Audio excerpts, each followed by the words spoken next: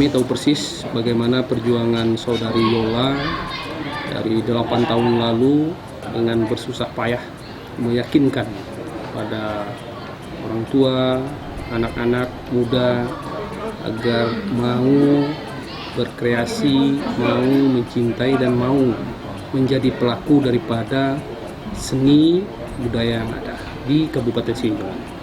Assalamualaikum warahmatullahi wabarakatuh. Saya Haji Arif Alboy, Wakil Bupati Kabupaten Sijunjung. Hari ini saya mengucapkan selamat kepada Yola, luar biasa manfaat untuk pemuda-pemuda yang lain, menggerakkan adik-adik, menggerakkan generasi muda untuk mencintai budaya, khususnya Minangkabau.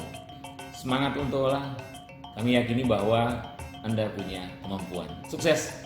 Saya Dr. Andus Haji Yusri Radipin, Bupati Kabupaten Sijunjung, Provinsi Sumatera Barat, memberikan apresiasi kepada Yola Oksandra yang telah memperoleh keberhasilan sebagai Duta Sumatera Barat dalam rangka mengangkat nilai-nilai budaya Minangkabau, terutama sekali di bidang agama, sosial, dan budaya. Assalamualaikum warahmatullahi wabarakatuh. Saya Yola Oksandra dari Sumatera Barat. Kesibukan saya saat ini adalah sebagai salah seorang seniman dari Kabupaten Sijunjung, Sumatera Barat. Dan sesuai dengan background pendidikan saya merupakan seorang guru les bahasa Inggris. Mengenai bidang kepeloporan saya, ini berawal pada akhir tahun 2012, di mana di Sijunjung saya melihat bahwa kegiatan dan pelestarian seni dan budaya berfokus pada komunitas yang bersifat kedaerahan, seperti jorong ataupun nagari. Jikapun ada komunitas atau kelompok seni yang tidak bersifat kedaerahan, mereka yang berkegiatan di dalamnya adalah para seniman yang berlatar belakang akademis seni. Untuk itu, saya pikir dibutuhkan sebuah wadah baru yang fokus kepada regenerasi anak-anak dan remaja untuk lebih mengetahui tentang seni dan budaya di daerah mereka. Dan wadah ini harus mempunyai program yang berkesesuaian dan menarik bagi anak-anak dan remaja. Untuk itu, saya memiliki visi, yaitu membuat sebuah wadah yang fokus terhadap regenerasi dan kaderisasi di bidang pelestarian seni dan budaya. Dengan visi kami, tradisi untuk seni dan kreasi. Untuk mewujudkan visi tersebut, saya mengupayakan 3 misi yang harus saya capai. Misi pertama, bergerak aktif mengkreasikan tradisi dan budaya agar menarik bagi anak-anak, remaja, dan bisa dinikmati oleh semua kalangan. Setiap tahunnya kami selalu mengkreasikan dan melestarikan kesenian ataupun kebiasaan masyarakat yang ada di Kabupaten Sijunjung ke dalam pertunjukan tari, musik, ataupun teater. Yang terbaru di tahun 2019 kami mengangkat tari tradisi yaitu tari Jalo yang berasal dari Nagari Muaro, ibu kota Kabupaten Sijunjung. Dan tari ini kami beri nama tari kreasi Jalo Manjalo. Yang paling membahagiakan bagi saya pribadi adalah bukan hasil dari karya ini, tapi lebih kepada bagaimana saya memberikan informasi kepada mereka yang belajar di sanggar ataupun masyarakat tentang keberadaan tari Jalo Manjalo di Kabupaten Sijunjung. Misi yang kedua yaitu menjadikan Sanggar Putih Junjung sebagai pusat kegiatan dan informasi seni budaya, khususnya yang ada di Kabupaten Sijunjung. Semenjak mulai dikenal aktif bergerak di bidang seni pertunjukan pada tahun 2013, saya dan anggota lainnya juga aktif mengumpulkan data-data kesenian dan kebudayaan yang mengakar di Sijunjung untuk dijadikan sumber data. Selain itu, karya kami juga berlatar belakang program-program pemerintah yang sedang digiatkan pada tahun itu. Dan kami mengumpulkan data tersebut dalam bentuk tertulis, visual, audio, dan video. Alhamdulillahnya data yang kami kumpulkan tersebut menjadi sumber informasi bagi pihak-pihak seperti guru seni budaya, bidang kebudayaan pemerintah Kabupaten Sijunjung dan bidang-bidang lainnya, mahasiswa tugas akhir, serta siswa-siswi SLTP dan SLTA untuk tugas sekolah mereka. Kegiatan yang terstruktur juga memudahkan berbagai pihak untuk mengamati dunia seni. Misi yang ketiga, mempelopori berbagai event seni dan budaya yang akan menunjang berbagai aspek seperti pariwisata, ekonomi, sosial, dan budaya. Kegiatan-kegiatan tersebut kami adakan agar bidang seni bisa menunjang berbagai aspek kehidupan, termasuk di bidang agama dan bidang-bidang lainnya. Di awal kepeloporan saya pada tahun 2012, tentunya ada berbagai hambatan yang muncul. Salah satu hambatan terberatnya adalah kondisi atau latar belakang masyarakat di tempat kegiatan saya tersebut. Di mana masyarakat pada waktu itu masih berpandangan bahwa bidang seni itu tidak memberikan efek positif ataupun tidak memberikan banyak dampak positif terhadap anak-anak mereka ataupun keluarga mereka. Dan juga masih kurangnya apresiasi atau upaya untuk menghargai dari karya seni itu sendiri. Bagaimana saya bisa mencapai target saya untuk mendapatkan banyak anggota dari generasi muda untuk mengikuti kegiatan ini jika apresiasi dari masyarakat sendiri kurang? Tentunya generasi muda tidak akan tertarik.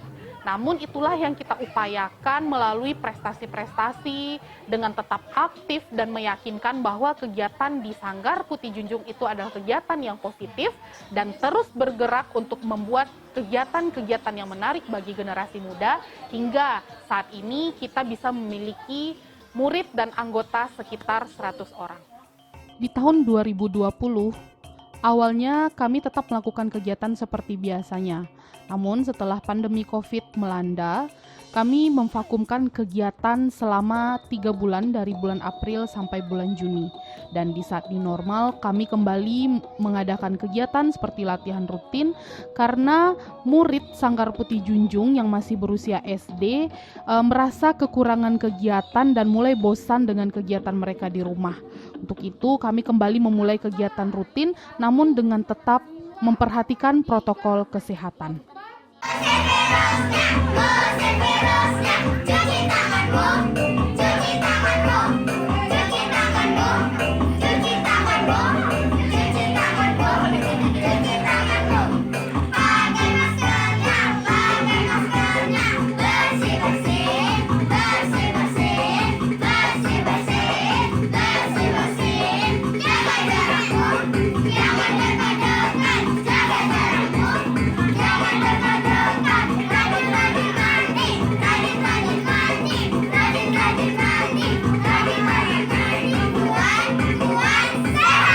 Juga mengatur posisi tempat duduk orang tua dengan menjaga jarak dan mengatur latihan anak-anak dalam kelompok-kelompok kecil agar tidak terjadi kumpulan massa yang banyak di saat kegiatan di Sanggar.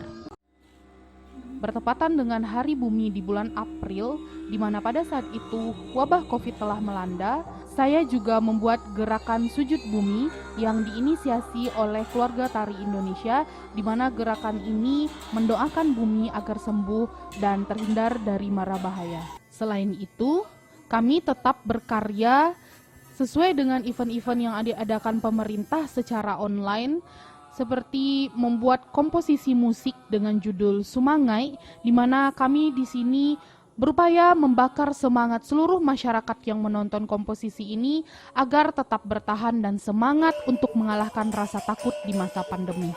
Kami juga tetap mengisi kegiatan-kegiatan masyarakat dengan memperhatikan protokol kesehatan seperti memakai masker dan menjaga jarak. Kami juga tetap melakukan kegiatan dari jauh dengan membuat video di rumah masing-masing dalam rangka Hari Tari Sedunia. Selain itu, saya juga mengikuti tutorial pembelajaran gerak dasar tari tradisi yang diadakan oleh Kemendikbud untuk bisa berbagi bagaimana melakukan gerakan tari tradisi Minangkabau secara online yang diposting di website Bumbung Budaya. Sejauh ini, selama 8 tahun saya berkegiatan di bidang ini, tentunya sudah memberikan beberapa dampak positif, terutama bagi anggota dan murid Sanggar Putih Junjung, masyarakat, dan juga terhadap bidang seni itu sendiri. Sejauh apa yang telah saya lakukan di bidang ini, Sebenarnya latar belakang kalau seandainya ditanyakan kenapa memilih untuk terjun atau berupaya keras di bidang ini, alasannya satu-satunya adalah karena rasa cinta dan bangga saya memiliki keberagaman seni, budaya, dan tradisi khususnya yang ada di Kabupaten Sijunjung.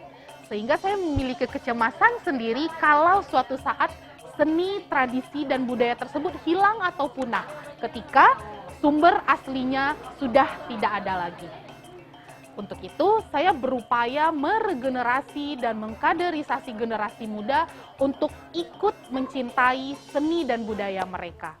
Tidak hanya dalam proses kaderisasi dan regenerasi, apapun kegiatan yang saya lakukan dalam bentuk pemberian informasi, ataupun ide-ide yang saya keluarkan dalam pembaharuan seni dan budaya itu, saya lakukan secara sukarela, dalam rangka mengangkat tradisi dan budaya tersebut agar banyak orang mencintainya.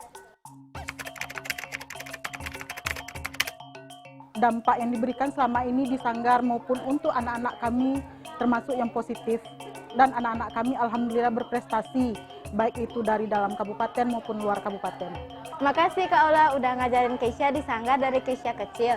Dan gara-gara Kak Ola, Keisha sekarang udah pandai nari. Pokoknya Kak Ola is the best deh, pokoknya Kak Ola cocok untuk jadi juara.